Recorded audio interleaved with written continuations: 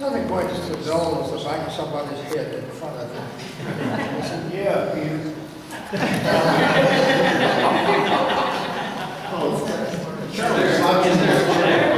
Nobody behind me. It's a glare. I have my own chair, but it's kind of hard to check. So Peter's got a picture of it. Will you show him a picture of the chair?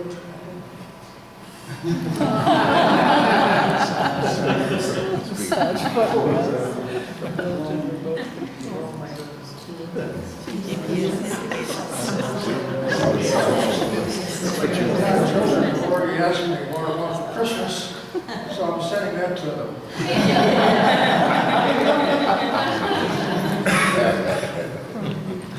We haven't got it here tonight, so we can't use it. Slide this forward. Sit down. Okay, my hearing aids magnify my voice, so I think I'm talking loud even when I'm not. So if I drift off and you can't hear, if you hold your hand, I'll throw my hearing aids away. And I will have to talk loud in order to hear myself on that. Well, I'm really honored to be here with you. And as I thought about this august gathering, I thought about a time we had a confrontation with the chaplain. He had about a dozen of us in, and when he walked in, he said, I realize that I'm a lion in the den of Daniels. So that's what I feel like tonight, lion in the den of Daniels, and what a vast amount of experience, background, expertise is here. I thought about when Kennedy was president of the United States, he invited all the Nobel Prize winners in for a dinner in the White House. And then he said to them, there's never been a gathering of such brilliant, genius, intelligence in the White House since Thomas Jefferson died alone.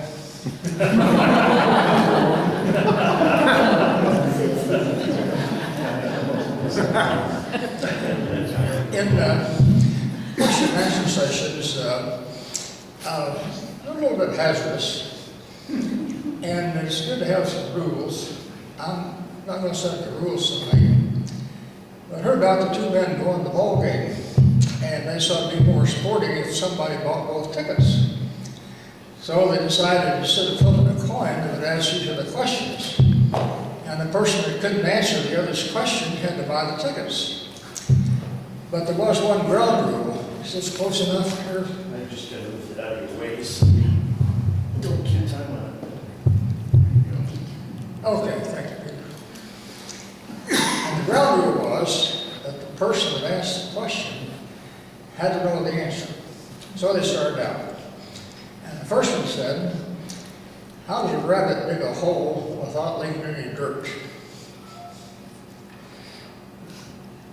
You ever see a rabbit hole? Well, the first guy said, the next guy, I'm not going to buy the tickets, so you don't know the answer to that. He said, oh, yes, I do. Well, what's the answer? He said he starts at the bottom. And the other guy said, how do you get down there? He says, that's your question.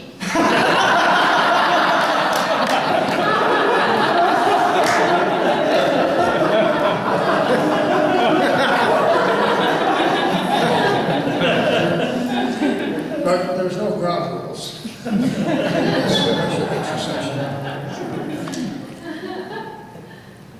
I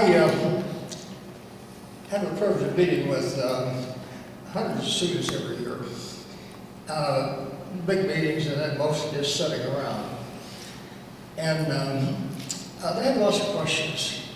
And I asked them to ask a particular kind of question. My wife and I lived in England for 3 years. And Saturday morning TV is a little bit dull compared to American TV. Only 2 stations, and we lived there. and the entire morning is devoted to sports. But the only sport is a steeplechase. Horses riding, jumping over barriers. Well, I wondered why they called that the steeplechase. So I did a little research and found out when they first started horse racing in England, they didn't have any marked courses. So they used the church steeple as a course. Instead of race, the church steeple, they still call it the steeplechase.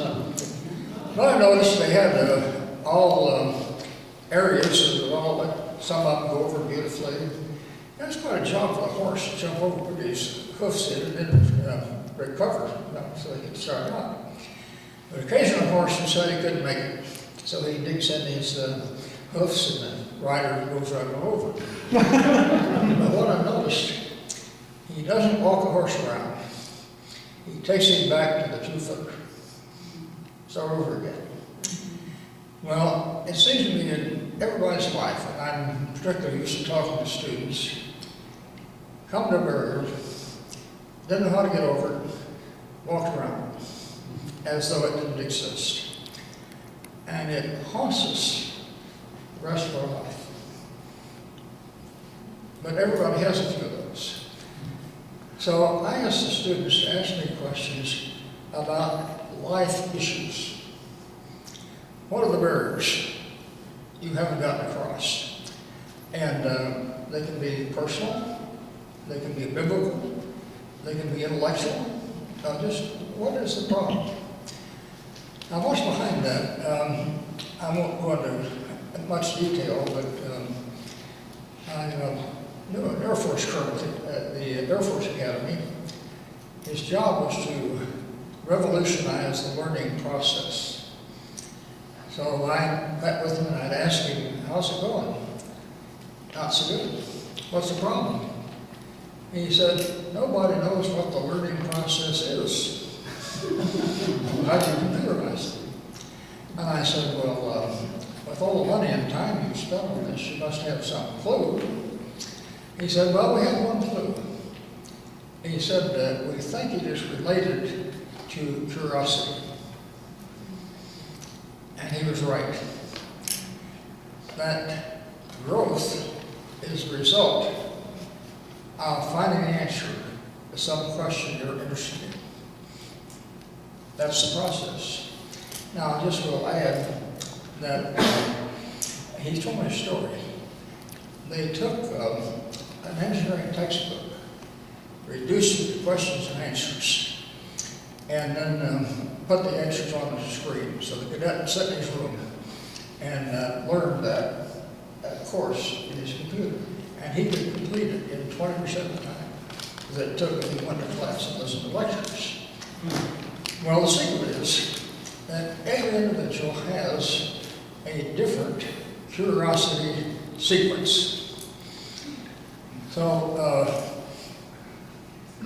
I generally think it's kind of a waste of time to speak to a group because I don't know what your curiosity sequence is. I don't know what you're interested in. And the chances of hitting it more than maybe 10 or 15% are pretty low. I sit around with a lot of groups of half a dozen guys around the table. One of them will ask a question, another will be slightly interested. The other four couldn't care less. And they sit there, act polite till they ask their question.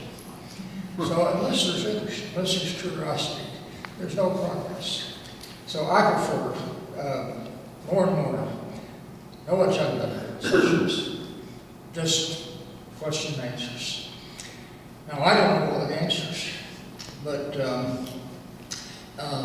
I think I know where to find them. And I don't have many things that I don't have an answer to that satisfies me. It might not satisfy you. So I live a pretty relaxed life. Now, I've looked at the questions you've submitted, and one of them is a real delight. And what are some of the things you have strong convictions about? Well, maybe we'll get into the rest of them. But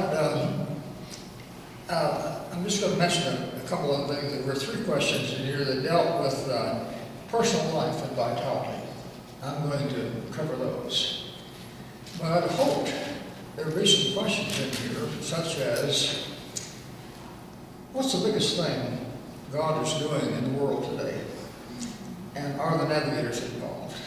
If so, how? So I would might ask that question myself if it doesn't come.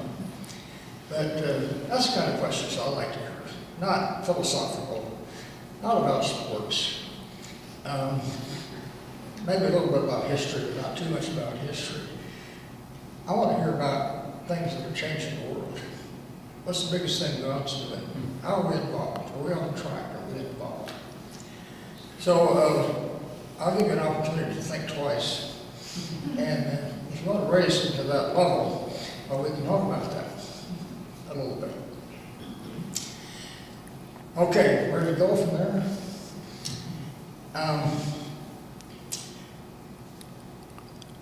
What is something I feel strongly about? I'm doing a study right now where I'm trying to see what Jesus meant when he said, now, the saying goes around, physician, heal yourself. And I'm trying to make that mean that he said, you should approach your ministry the way a doctor approaches the patient. He finds out what's wrong and then treats it for what's wrong. We don't always do that. We just kind of assume we know what's wrong, just give a general solution. I have a friend who's a doctor in Nigeria, and I asked him how many patients a day he saw, and he said, well, he sees 75 in the morning, 75 in the afternoon. And so I visited his practice once. So we get hundreds of people in there. Everybody's got a bad cold, come forward. Everybody's got a headache, come out. So they go through and screen them down that way. Well, what I'm interested in, particularly with the students, is what's your greatest hang-up? Now, what's the burden you haven't gotten around? And some of it in student ministry has been, but you know what it is? It's a quiet time. Nobody is satisfied with the quiet time. They've heard so much, accumulated so much in their notebook that they can't possibly go along until they think they can never succeed. So they're just discouraged. Well, one of the questions, what do you have strong convictions about? That's one of them. The so-called quiet time. I went across the verse the other day and memorized half of it in the living. That's the last verse in Psalm 17. And the psalmist said, but as for me, my contentment is not in wealth, but in seeing you and knowing that all is well between us. I think probably the translator borrowed from the old night watchman practice in Europe and the U.S. where the watchmen every hour, 10 o'clock and all is well, 11 o'clock is all is well. None of the other translations read like that. But he said, that's all I'm on, just everything is okay. So they say, what does your time look like? And some of the questions related to that. I said, well, when I meet with the Lord, I say, anything going on between us that we need to get straight? Have I done anything that you'd like to tell me about? And I find out sometimes, at least in my imagination, he said, well, do you have any problems with me? And I said, well, in fact, I do. And well, let's talk about it. So, when I'm assured that we'll talk about everything we talk about, that's 99%. So I'll say to him, do you have any suggestions for me? And he says, well, I've written some pretty neat stuff. I'll show it up, and I'll show you some things that fit what you need right now. I'll do that for a little bit. And then he says, and this probably brings to mind something we ought to pray about. What do you pray about it? I said, as a result of this, you'll probably make a resolve and make a decision or two that you wouldn't have made if you hadn't spent this time. So I'll make a resolve, take the leader, go on my way. Don't get uptight about it. But most everybody's had so much instructions, you've got a list this long. Really do. But I really do this, but I feel satisfied if all I do is just say, anything with this, unsettled.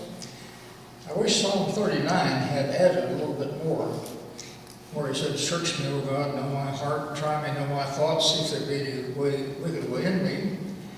And I wish he'd put a PS and said, now here's the way you do that. Ask me what you found out when this hurts.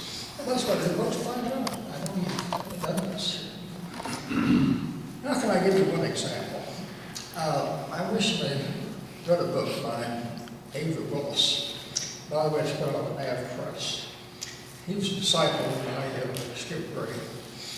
And his book is Learning to Soar. He compares Christian growth with evil. Tremendous book. And he talks about how he talks with God, communicates with God. And that gave him a little boldness, to do what he did. Well, I was up in Washington in March, meeting 3 days with a guy at my age and leisure time, and somebody said, when do we get together? I said, what have you got 3 days? And if he can find 3 days, I'll get with him. So this guy had 3 days. He's the head of another organization. So I was going to see him Monday, Tuesday, and Wednesday. I went up Saturday so I could rest over Sunday. And checked in the hotel, went to Walmart to buy some snacks for the weekend, dressed up. Came back out with a little bag, and I met a young man on the parking lot. He said, what kind of car are you driving?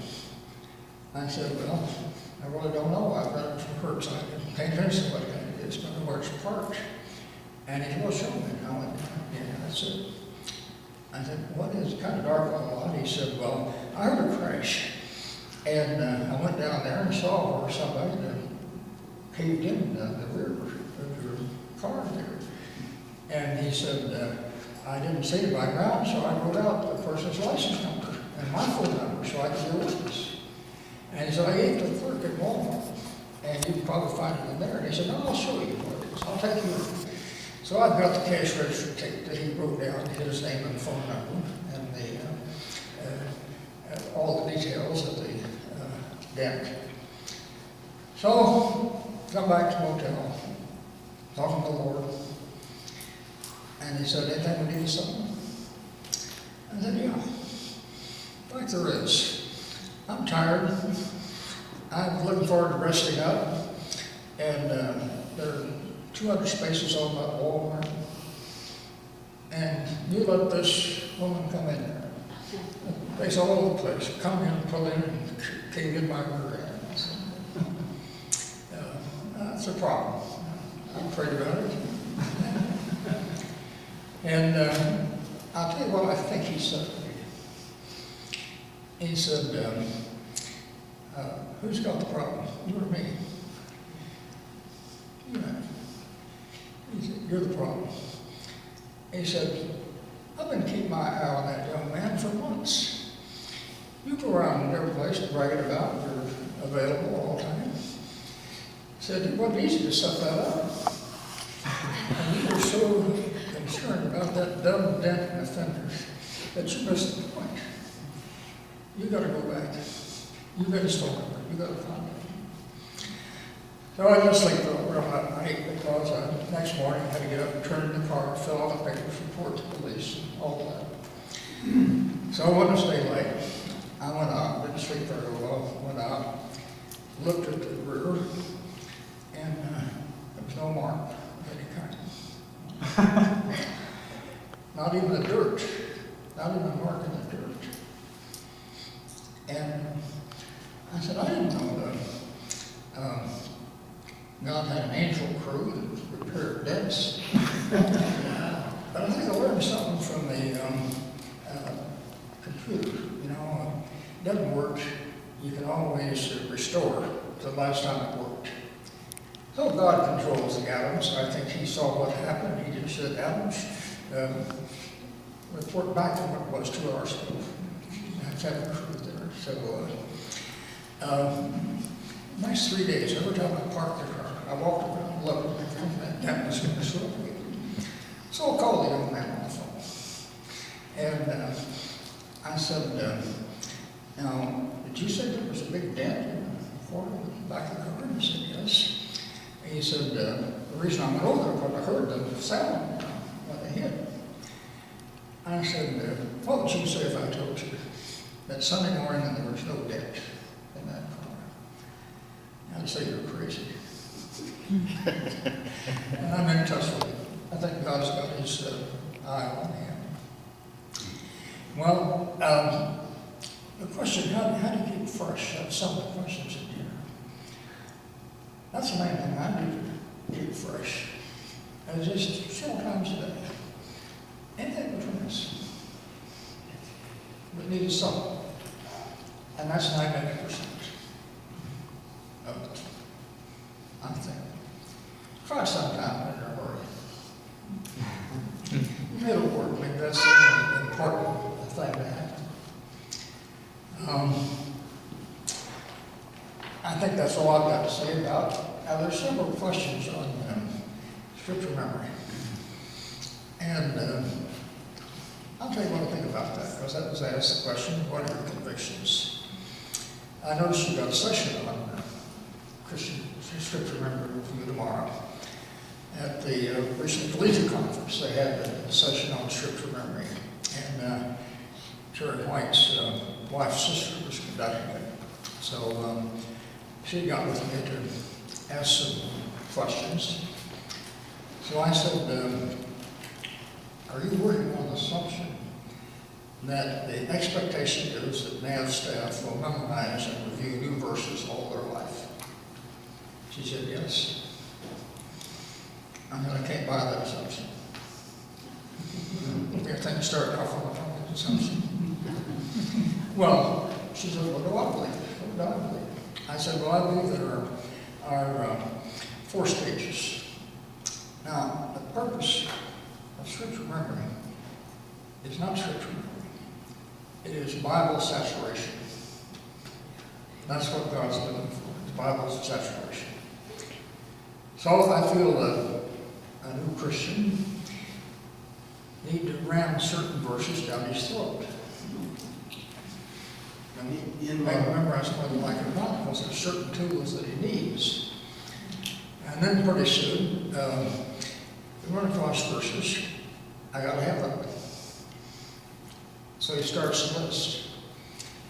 A week after I became a Christian, guys were showing me the wheel. And while they were showing me the wheel, there was an unsaved shipmate kept looking over, so they abandoned me and started talking to him. And every question he brought up, they had a verse. I couldn't believe it. I said, where'd you get all these verses? And they said, well, there's a scripture memory course put out by Moody. Navigators didn't have one then. And I said, well, could I get a hold of it? I'll buy one later, which means you can duplicate it. 110 verses. I tried to prioritize them, and I couldn't find any one of them that wasn't urgent. So I set myself a quota of 10 until I got all 110. Because I hadn't had that. Now, I feel like I was unarmed if I didn't with those verses. And by the way, I found that persons memorize 100 verses has answers to 99% of the questions you'll ever be asked the rest of your life. Wow. Also gives them credibility that, now, if you know 20 verses, you have the reputation that he knows a verse in the Bible. The morning after the attack on Pearl Harbor, we had to have our priorities in order. We lost all of our records, and clothes, and everything, money. And the excursion officer was really sharp. So he had everybody sign a sworn statement of the last time that they'd been paid, that he would pay from that day forward, just on the basis of the sworn statement. So in that process, I knew him pretty well. I saw him every day. His mother always sent him a verse of scripture in a letter she wrote him. One day, when I went in his office, he pulled out and he said, he called me deacon. He said, my mother put a verse on the bottom of the letter. I'll bet you $5 you don't know what it is. And I said, well, you're right, I don't lose the 5, but just for curiosity, he wants to know what it is. So he stumbled through and said, well, it was Second Chronicles 7:14. I said, you should do something like this. If my people shall call on my name, shall humble themselves and pray and seek my face and turn from their good ways. He got me to that letter on the desk. He said, I give up. You ever verse the I said, yeah, that's probably the most famous verse in Second Chronicles. It's the only verse. Second Chronicles, I thought it.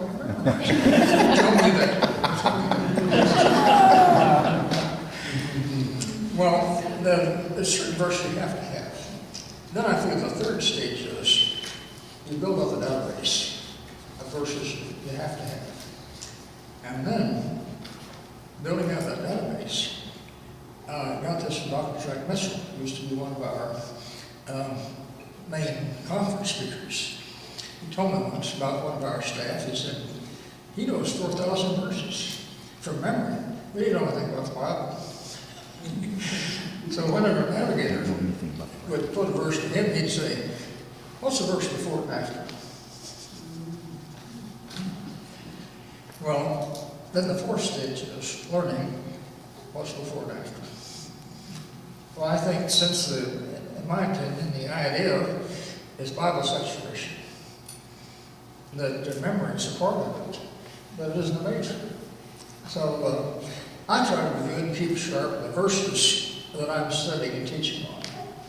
But in fact, I think everybody has what I call a memory IQ. You know, on the old automobile push-button radios, when you push in one button, the other flies out. And I think everybody has a memory quotient. I remember I got the shock of my life that I used to keep all my review verses in boxes. I'd find a brand new verse, memorize it, review it, start to put in the box and find out it's already there.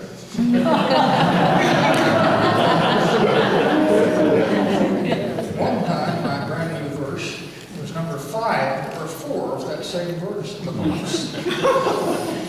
So I think it comes to a point when you put a new one in, you push it up and out. Everybody has a memory. But there's a question on scripture on memory, scripture memory here.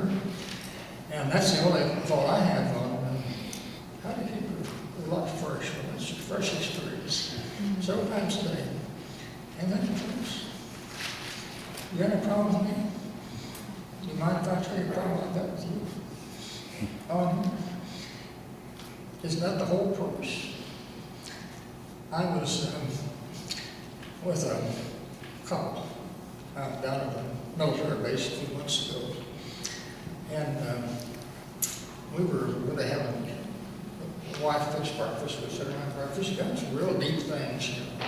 Felt like the Lord was really blessing our conversation. So we've been going on half an hour, and the wife looked at the watch. She said, "Oh, I got to have my quiet time." So she rushed off to have quiet time. And I thought, how do you think Jesus would have felt if I was talking to Mary, and Mary said, "Excuse me, I got to have a quiet time."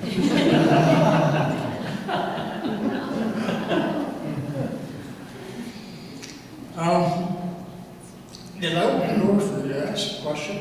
What's going on today? What's the greatest thing God's doing today? And how the Navigators are involved?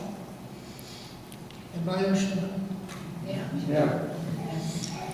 That's the kind of things I like to talk about, what God's doing. You realize, we talked about a little about on the table, that 75% of the people in the world cannot read or write. So I was at a military conference a while back, and I just mentioned, I said, I think we, along with most other Christian organizations, have our own version of John 3:16.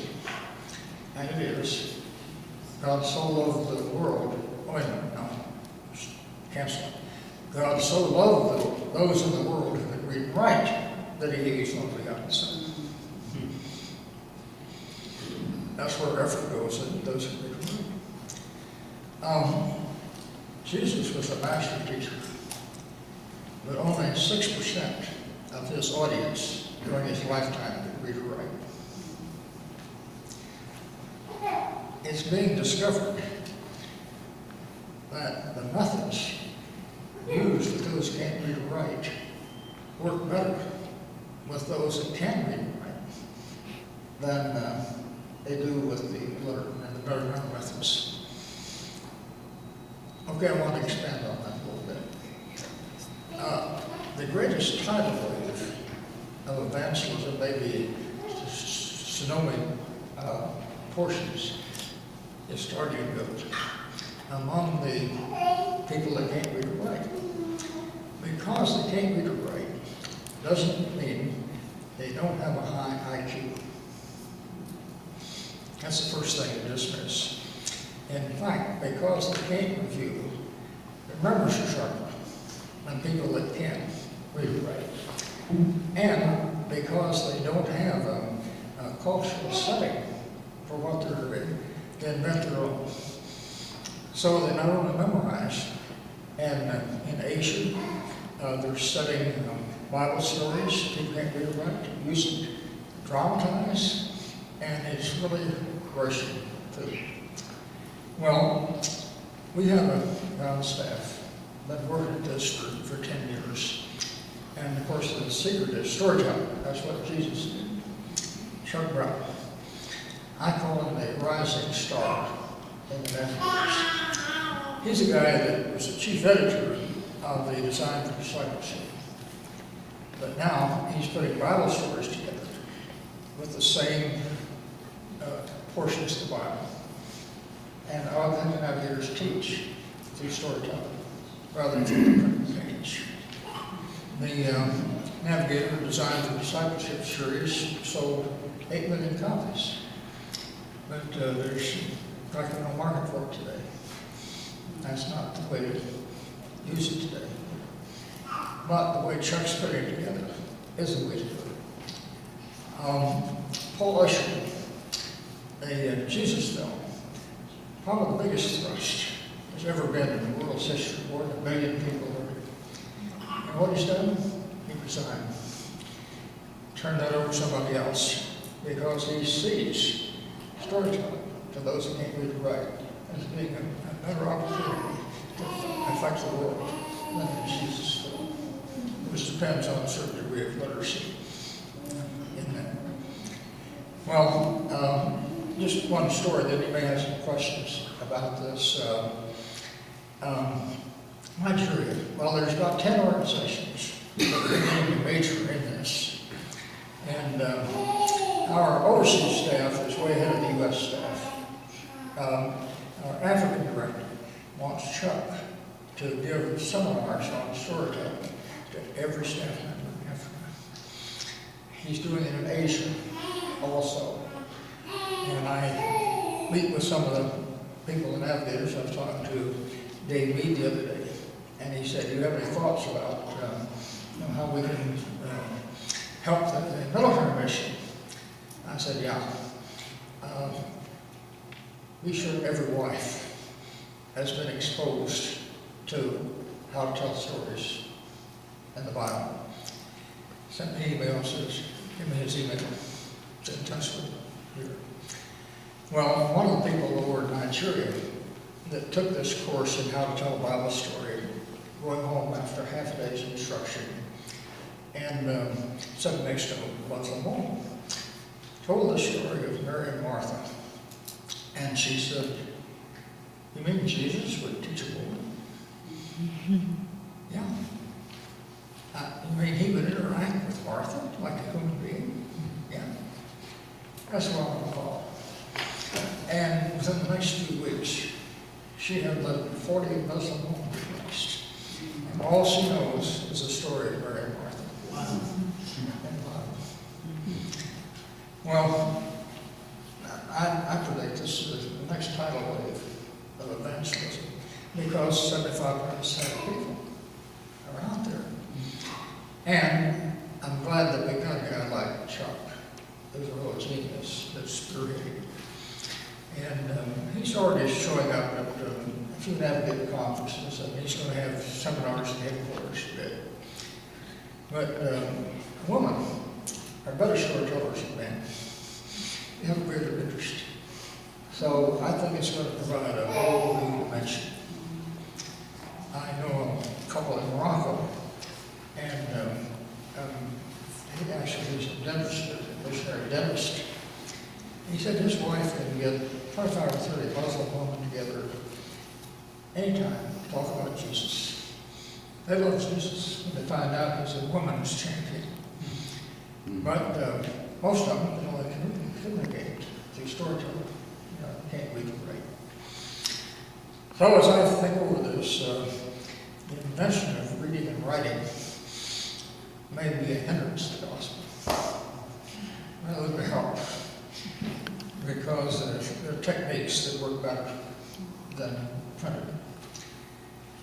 When I was speaking to a military conference, I showed a film about how great the Navigators are, and you know, next door to every place, so forth.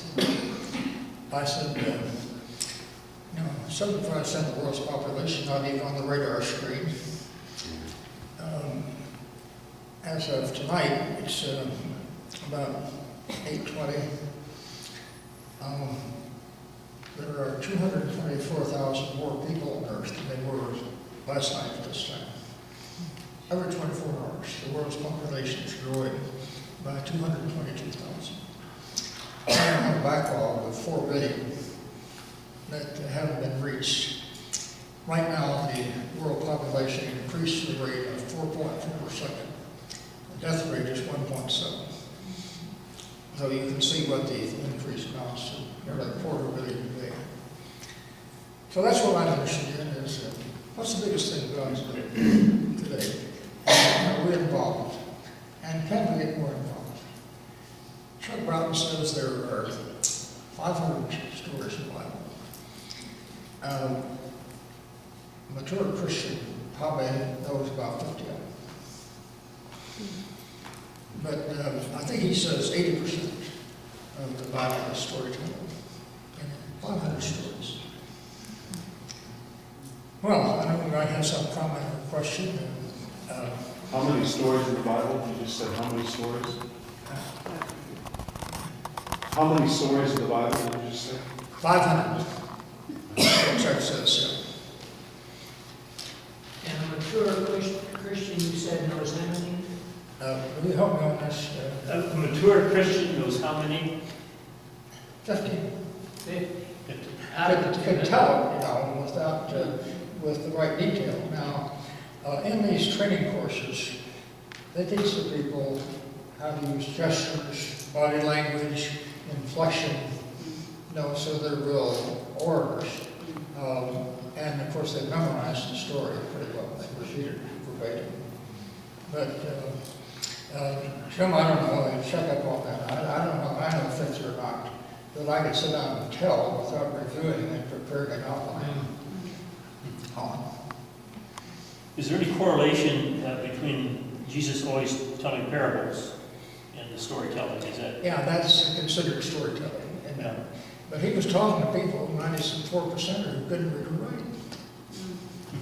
You couldn't depend on a handout.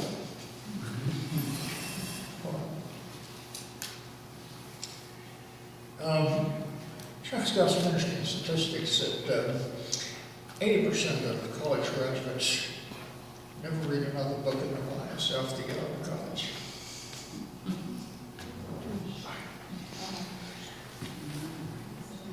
Printed message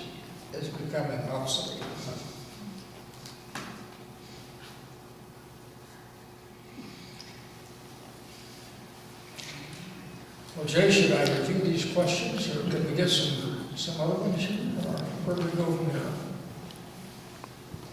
I'm not so sure, did you hit all the questions, or did? Well, here's one that says, let's talk about meeting the Japanese commander of the Pearl Harbor attack after World War II until they came to Christ.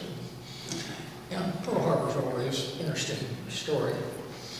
And there's just a book been released on full-length book on Fushida. He had a college professor friend who's dead now, but he taped 100 interviews, 1 to 2 hours, with Fushida during his lifetime. And that book is out now on Fushida, the warlord. A lot of information on him. But some good history in the movies, but in the book, in the movie Tora, you got this lieutenant commander who's always advising the admiral what to do. Well, that was Fushida. And he led the raid and was equipped with special fuel tanks so that he could stay over the entire time. So the first 40 torpedoes that were dropped, the Japanese dropped 40 torpedoes, 9 of them hit the West Virginia, which was my ship. But after the war, he thought he was the only Japanese officer who survived the war. And he thought, well, fate must have something in store for him. Later it turns out he was not, but he thought he was. So he had great remorse about Pearl Harbor. And he was writing a book called No More Pearl Harbor.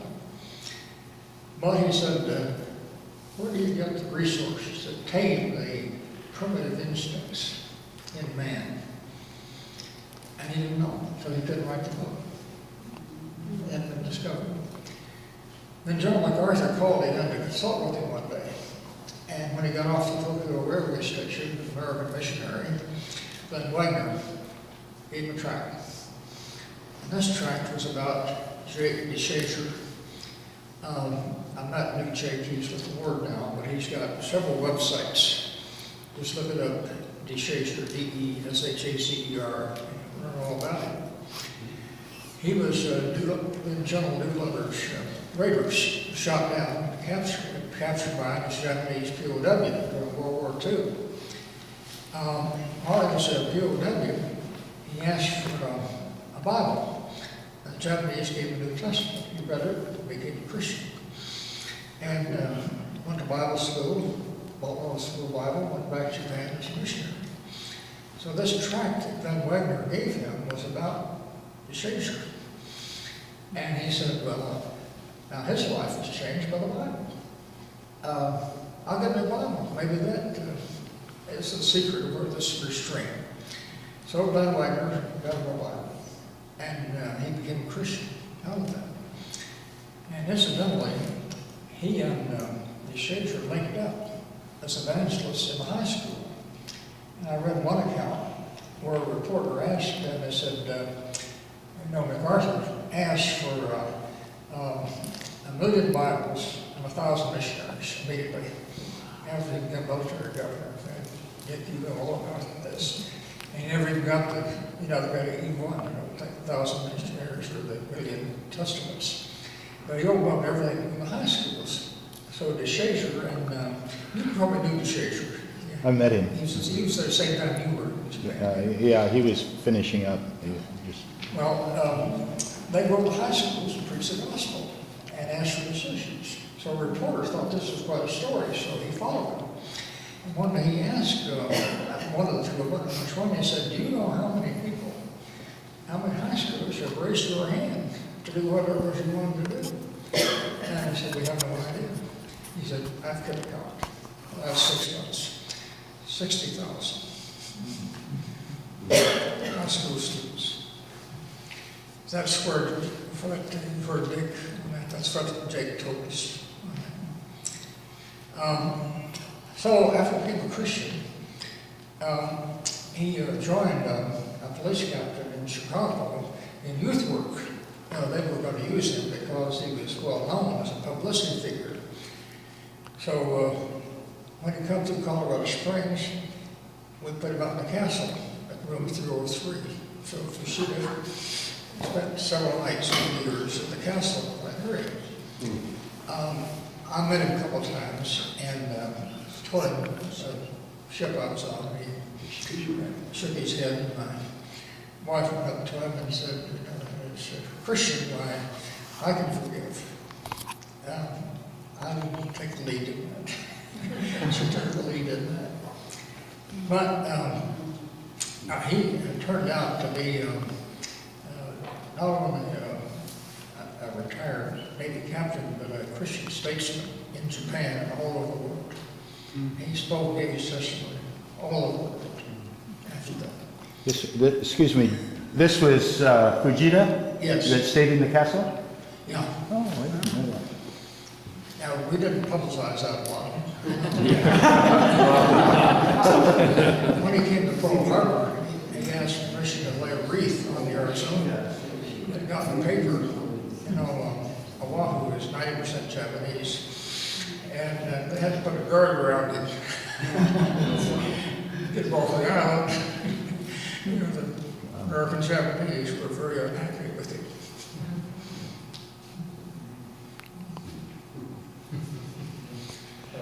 Didn't you observe his airplane when you were staying on the West Virginia, putting the hose on the ammunition locker? Did he fly over? You saw his plane fly over, observation plane? If I'm more than 4 feet from the person speaking, the sound dissipates. Jack Whitbeard. Jay, you can tell me. Then Jack Whitbeard just said, Okay. Well, I'll forget. I believe you mentioned that you were on the West Virginia holding the hose, putting the water on the ammunition locker. And the planes flew over, the observation plane flew over. Wasn't Fujita on one of those planes? Yeah, he was circling. You saw him circle there. He's full of rage, you know, he was there. I'm talking about West Virginia, I remember.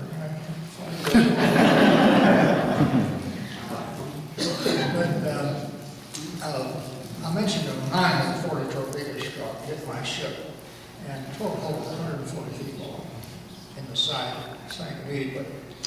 Pearl Harbor is a shallow harbor, you know, 40 feet deep. The ship draws 34, so we only have 6 feet of water underneath us, something down the bottom, but lost all electricity, lighting, and so forth. Everything above the waterline was on fire, so we were tied up to another battleship. I slid down the gun barrel, got a fire hose, and next hour and a half, tried to keep the fire away from the ready ammunition short top side. But no matter what's going on, you know, you see bodies coming around, and you don't know whether they're wounded or dead. So the military had given everybody about 9 months before a fireproof name tag, metal tag with a fireproof cord on it. So I held a fire hose in one hand and went around memorizing the names on the tags, because I knew the parents would never know what happened to their son. This is a report, but I described it, you know, what I saw.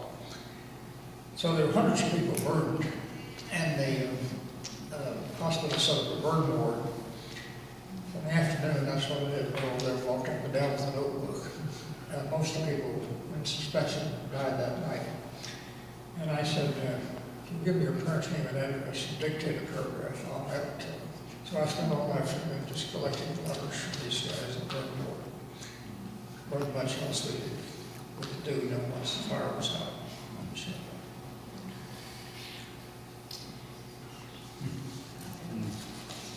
Well, I think it's going to be oh yeah. Jim, before you get on to that, I remember one time you talking about the verse in Ecclesiastes, because sentence against an evil deed is not executed speedily in the hearts of the son. Remember that verse? How did that relate to Pearl Harbor? Yeah, okay, the reason I brought that in, that the military had a contingent plan in case that Hawaii was ever attacked. And that meant that the governor would cede all his powers to the military. So in the middle of the attack, these army officers showed up, the governor had him sign this paper, ceding all authority to the military government. Now, martial law has a structure. Military law doesn't have any structure.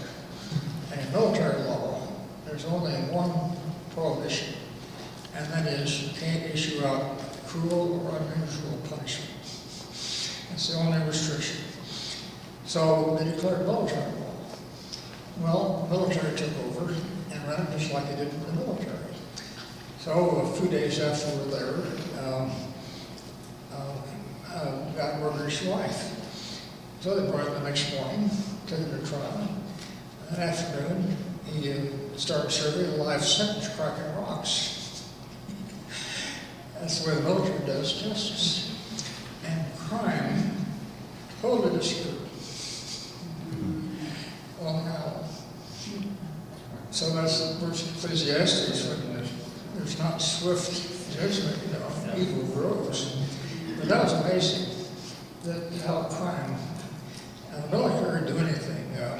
They put sergeants as judges in the divorce courts, and they had soldiers or military police, and the fine for speeding was a pint of blood.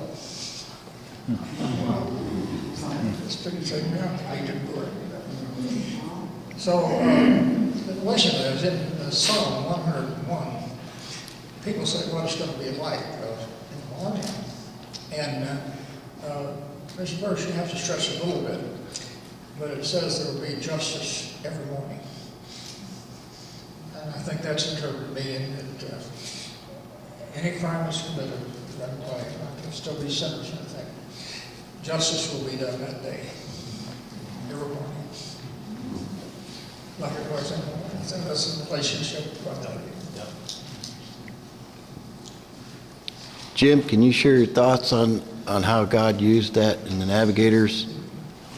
Can you share your thoughts on how God used that? In the Navigators during, with Pearl Harbor, the Pearl Harbor attack, and he has some thoughts on that. Yeah, how God used the Pearl Harbor attack in the Navigators. Yeah, okay, a good question.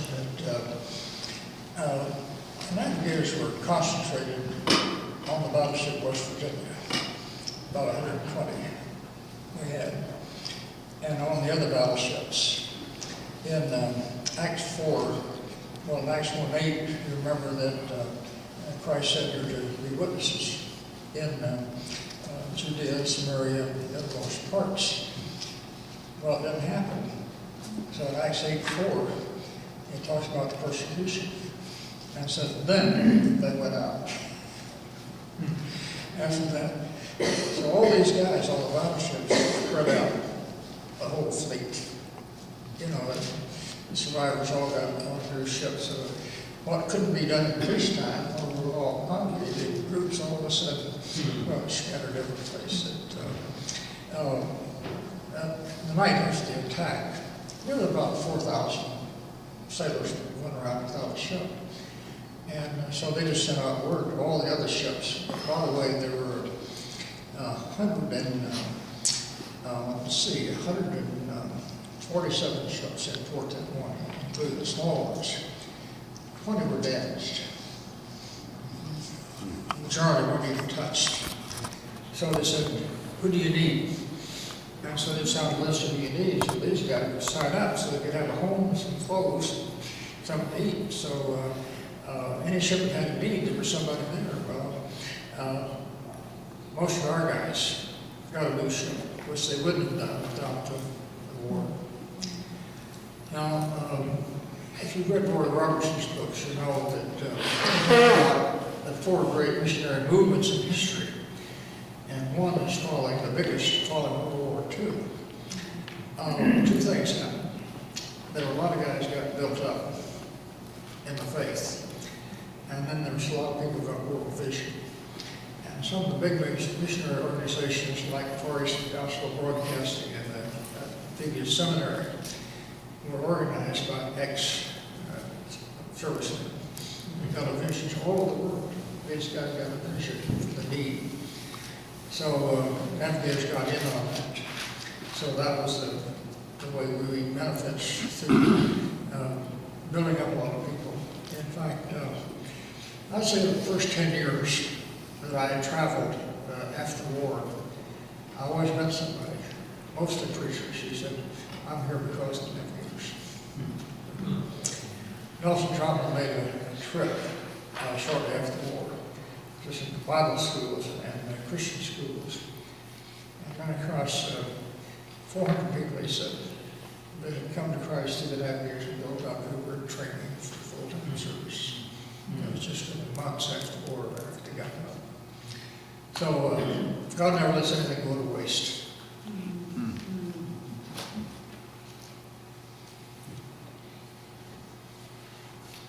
Jim,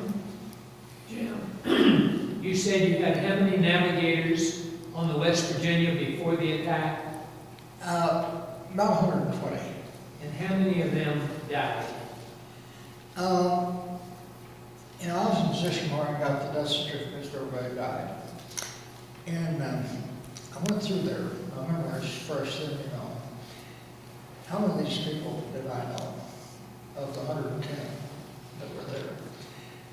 So we had about 14 or 15, less than 20 that were in that 120. So I tried to analyze why. And I said, well, there's probably new Christians in heaven that need follow up. So God moved a few of the navigators up there to follow up those new ones in heaven. And some are choice guys, among those that were killed in that and subsequent battles. Some of the leaders.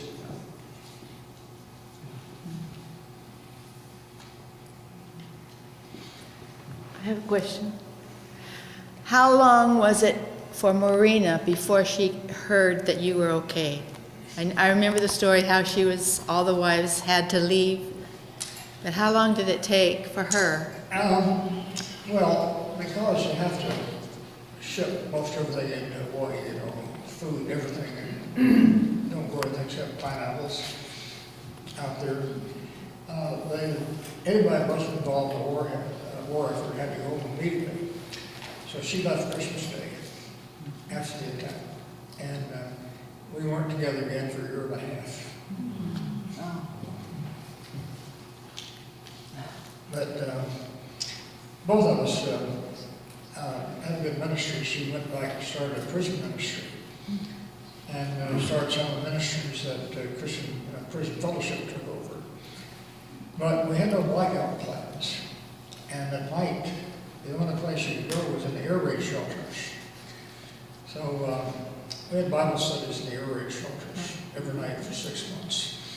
And guys didn't have a place to go, so we would fill them up every night. So very profitable time for the next 3.5 months, 6 months or so.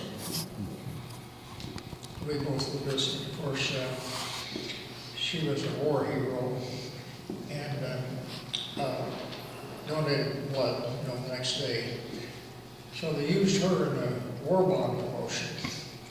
She was luncheons going all over the country. She was there. She was there. Picture of front page. So she had a lot of opportunities that way because she'd been there at the time.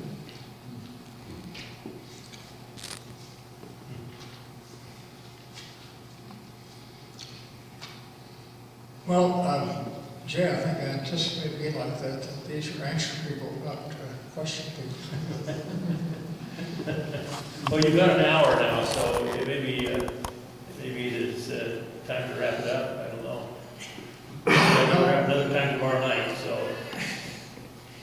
Yeah, I hope we'll get more, but when's the session in? Now? I had 8:30, I think it was, started 7:30, went to 8:30. I think, and it's Okay, past that, so. looks like we used it, but I can always say things I feel strongly about. Yeah. And I'll just sow some seed here or then. There's 5 words I'm trying to eliminate from my vocabulary. And they are discipline, evangelism, suffering, follow-up. What's the next one? Can't think of it right now. You've eliminated. I'll think of. Quite time. Starts with an R. I remember you saying that a lot. I didn't write it down, so I'll have to think of it. Quiet time. But maybe I'll talk about that. I know that Lonnie's going to talk tomorrow, and we got to pave the way for it a little bit here in conclusion. It's a great need, what Lonnie's going to talk about. Did you hear the story about the guy on the West Coast that somehow his wife just made him feel adequate and didn't affirm him, you know, and he just felt like he was a failure as a husband. He was getting away from him. So on his way home from work, he said, well, maybe I'll buy her a gift at the shoe shop. So he stopped at the antique shop and got a brass pot and took it home, took it in his workshop and began to polish it up. And so polishing, and Gene jumped out and he said, I'll give you 2 requests. I will grant one of them. I will decide which one I will grant. Are you ready? And he said, well, yeah, I always wanted to go to Hawaii, but I don't like to fly. It takes too long by ship. Would you build a freeway from San Francisco to Honolulu so I can motor out on some long weekend? But he said, okay, I understand. What's your next? He said, well, I need some help. I just inadequate as a husband. My wife just doesn't affirm me, you know. I need some help to be the right kind of a husband. Jeannie thought for a minute and he said, would that be a 2-lane or a 4-lane?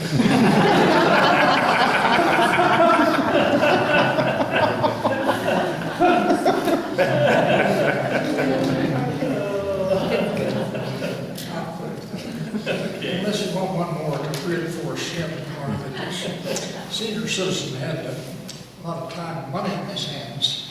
So he bought him a convertible down in Tennessee. And he got up to 75 on the interstate. He didn't have to use the power, so he boosted a little bit more in the 90s. Passed the state trooper. Pulled him over. And he said, I go off duty in 20 minutes. Unless you can tell me a reason I've never heard before, I'm going to throw the book at you. What's the reason? He said, well, 15 years ago, my wife ran off with a Tennessee state trooper, and I thought I should bring her back.